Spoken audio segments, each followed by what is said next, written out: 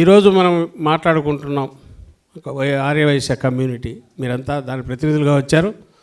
దానికంటే ముఖ్యంగా వైఎస్ఆర్ కుటుంబ సభ్యులుగా ఈరోజు ఇక్కడ అందరూ వచ్చారు.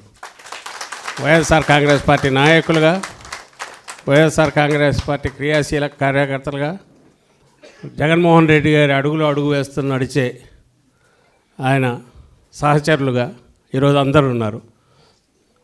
సో మనకు ధీమా, మన పార్టీ, మనకు అండ, భరోసా, మన జెండా అండ్ జగన్మోహన్ రెడ్డి గారు. ఇది తాత్కాలికం, పాసింగ్ క్లౌడ్ అంటారు ఇంగ్లీష్లో. పోతుంటుంది, వస్తుంటూ పోతుంటాయి. రోజులు వస్తాయి, మంచి రోజులు. మంచి రోజులు ఎలాంటి మంచి రోజులు అంటే, ప్రజలందరికీ గతంలో 1924 మధ్య ఇచ్చిన రామరాజ్యం లాంటి ఆ మంచి రోజులు వస్తాయి. అన్ని వర్గాల ప్రజలకు మంచి జరిగే రోజులు వస్తాయి. దాంతోపాటు ఆ మంచి అందించే మీ అందరికీ కూడా మంచి జరిగే రోజులు వస్తాయి అనేది ఆయన అందరికీ చెప్తున్నాడు. ఇప్పుడు మళ్ళీ రిపీటెడ్గా చెప్తున్నాం. పోతే ఈరోజు అజెండా ఏంటి మీ అందరికీ తెలుసు. ఇప్పుడు మనం ఇక్కడ అందరం కలిసిన వాళ్ళం ఆర్యవైశ్యులు. సమాజంలో అత్యంత శాంతియుత వాతావరణము, ప్రశాంతత, ఘర్షణలు లేని వాతావరణం కోరుకునే అత్యంత సున్నితమైన కులం ఏదన్నా ఉందంటే ఆర్యవైశ్యుల కులం అవుతుంది. ఎందుకంటే అందరూ బాగుండాలి, పచ్చగా ఉండాలి, సుభిక్షంగా ఉండాలి. ఆర్యవైశ్యులు కానీ తమ కాలమై తమ నిలబడేవాళ్ళు కానీ, దానికి అవసరమైన పరిస్థితులు సొసైటీలో ఉంటే సరిపోతుంది. కానీ ప్రభుత్వం అనేది ఎందుకు ఉండాలి? ఆ ప్రశాంత వాతావరణం ఉంచాలి, పనిచేయాలి. ఇప్పుడు అది ఉందా? 2 సంవత్సరాల క్రితం ఏ రోజు అయితే ఈ ప్రభుత్వం వచ్చిందో ఆ రోజు నుంచి దాని అడ్రస్ లేదు. ఎక్కడ లేనిది ఏదంటే ప్రశాంత వాతావరణం, ఉన్నది ఏదంటే అరాచకం. ఈ అరాచకం అనేది ఎక్కడి వరకు పోయిందంటే, దానికి దాంట్లో ఇదైతే వాళ్ళను చూసుకుంటున్నారు, కాని వాళ్ళందరినీ వేధిస్తున్నారు, వైఎస్ఆర్సీపీ ముద్ర వేస్తున్నారు. దీన్ని క్వశ్చన్ చేసే గొంతు ఏదైనా ఉందంటే ఒక్క వైఎస్ఆర్ కాంగ్రెస్ పార్టీ. వాళ్ళమేమో ఉన్న పార్టీలన్నీ ఏకమై ఒకటేనాయి. ఇంకా చిన్న చితక ఏదైనా ఉన్నా వాళ్ళకు వాయిస్ సరిపోకపోవచ్చు, లేదా వాళ్ళ విధానాలలో వాళ్ళు బయటికి రాలేకపోతే బలంగా ప్రశ్నించేది, ప్రజల పక్షాన్ని నిలబడుతున్నది మన పార్టీ వైఎస్ఆర్ కాంగ్రెస్ పార్టీ, జగన్మోహన్ రెడ్డి గారు.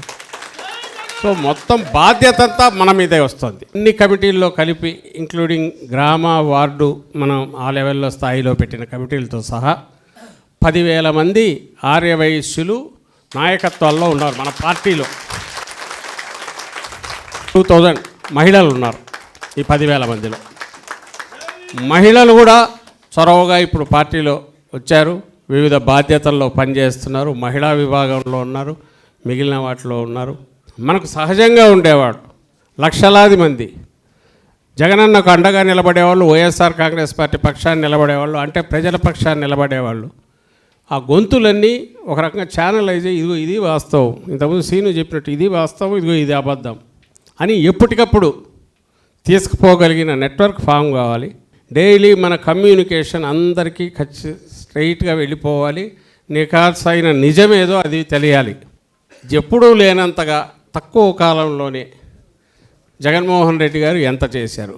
ప్రత్యేకించి ఆర్థికంగా వెనుకబడ్డ అగ్రవర్ణాల్లో ఆర్థికంగా వెనుకబడ్డ వారికి కూడా పేదలుగా మిగిలిన వాళ్ళకు అందేవన్నీ సమానంగా ఎక్కడా లోపం లేకుండా ఇవ్వడం ద్వారా ఎవరి ఆత్మాభిమానం వాళ్ళది కాపాడుకుంటూ ఆత్మగౌరవంతో బతకడానికి, అది చిన్న ఎడ్యుకేషన్ దగ్గర నుంచి హెల్త్ వరకు. ఎడ్యుకేషన్లో బేస్ దీని నుంచి మొదలుపెట్టి అందరం చూసాం. ప్రతి ఒక్కరూ గవర్నమెంట్ బడికి పోవడం ఒకప్పుడు నామోషిగానో ఇదిగా ఉండేది. గవర్నమెంట్ బడికి పోవడం అనేది ప్రివిలేజ్గా మార్చిన ఘనత తక్కువ కాలంలో జగన్మోహన్ రెడ్డి గారు. అయితే మీరే ఊర్లలో ఉండే వాళ్ళందరూ దాన్ని చూశారు, ఏ రకంగా వర్ధిల్లింది అనేది. ఆ రోజు బ్యాగ్ దగ్గర నుంచి ఆయన తీసుకున్న కేర్ ఈరోజు చూస్తే నిన్న అకాడమిక్ కేర్ మొదలైనట్టుంది, లేవు, ఎక్కడ కనపడలే, ఆ ఊసే లేదు. జగన్మోహన్ రెడ్డి గారు చేసిన సమాజం మొత్తానికి ఉపయోగపడే యజ్ఞం ఏదైతే ఉందో దాని రియల్ అర్థం సరిగా అర్థం కాని వాళ్ళకు ఉంటే అది అర్థమయ్యేట్టు చేయడం, భవిష్యత్తులో అది ఇంకా ఎంత బాగుంటుంది, ఆంధ్రప్రదేశ్కి ఎంత ఉపకారంగా చేస్తుంది. ఎవరైతే రెస్పాన్సిబుల్ సిటిజన్స్గా ఉండేవాళ్ళను వాళ్ళకు కోరుకోవాల్సింది జగన్మోహన్ రెడ్డి గారు లాంటి పాలనలు, రాజశేఖర రెడ్డి గారు లాంటి పాలనలు కడతాయి. ఎందుకంటే అక్కడ బ్యాలెన్స్ అవుతాయి అన్నీ. చట్టం ఉండేది ఇవన్నీ తొక్కడానికి కాదు, ఇంకో దానికి కాదు. ఇది నిజమైన అర్థంలో జగన్మోహన్ రెడ్డి గారు చూపారు. అలాగే స్టేట్ బరువు పెరగకూడదు, ఉన్న బరువులో ఏది ఉంటే దాంతో కరెక్ట్గా వాడాలని ఆయన చూశారు జగన్మోహన్ రెడ్డి గారు. వేరే చంద్రబాబు నాయుడు ఈరోజు అమరావతి పేరుతో ఇక్కడ చేస్తున్నది చూస్తే మొత్తం స్టేట్ను అప్పుల ఊబిలో మరియు బయటికి కోలుకోలేనంతగా ఎట్లా తొయ్యాలని చంద్రబాబు నాయుడు చూస్తాడు. మనం ఏదైతే ఆర్యవైశ్యులకు సంబంధించి మంచి జరగాలి, రేపు అధికారం లేకొచ్చినా కూడా ఫలానా వాళ్ళు ఎవరు నిలబడినారో మనం గుర్తుపట్టడానికి మన దీనికి అండగా వాళ్ళ మంచి చూసుకోవడానికి కూడా అది ఉపయోగపడుతుంది, ఎక్కడ ఎవరు ఉన్నారనేది.